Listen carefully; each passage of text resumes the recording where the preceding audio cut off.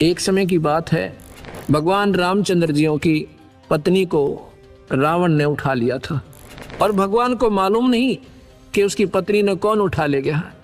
ये मत समझना भक्तजनों कि मैं भगवान राम का या कृष्ण का एक द्रोही हूँ या उनकी निंदा करता हूँ। ये सच्चाई के आधार पर आपको तुलनात्मक बताना पड़ रहा है, इसलिए मैंने जिक्र करना पड़ रहा है, क्योंकि ये श्रेष्ठ ज्ञान भी हमारे समाज में नहीं आया। तीन लोग का भी अगर सही मार्गदर्शन हो जाए तो कबीर साहब की भक्ति 2 मिनट में सारे संसार का समझ में आ जाए। इसलिए हमने ये 0 से शुरू करनी पड़ रही है। इसलिए थोड़ा सा नए व्यक्तियों को ऐसा लगेगा कि महाराज जी शायद भगवानों के निंदक हैं। बिल्कुल नहीं। ज्यों की तो जो कह दी जा वह निंदा नहीं होती, उनके बारे में झूठ कपट मिलाना वो निंदा कहलाती है।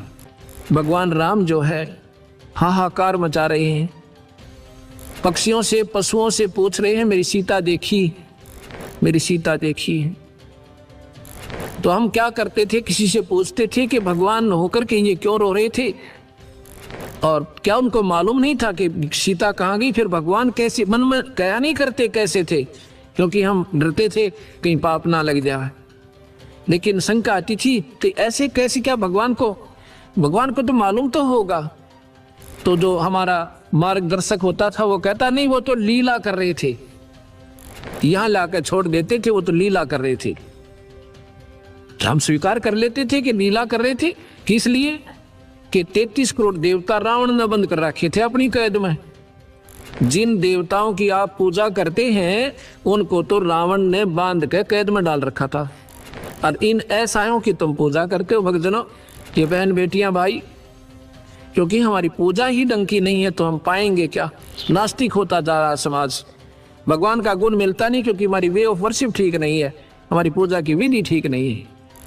अब अब सतगुरु के ज्ञान की रोशनी में अब हमें दिखाई देने लगा सही कि वो लीला नहीं कर रहे थे, उनको ज्ञान ही नहीं था।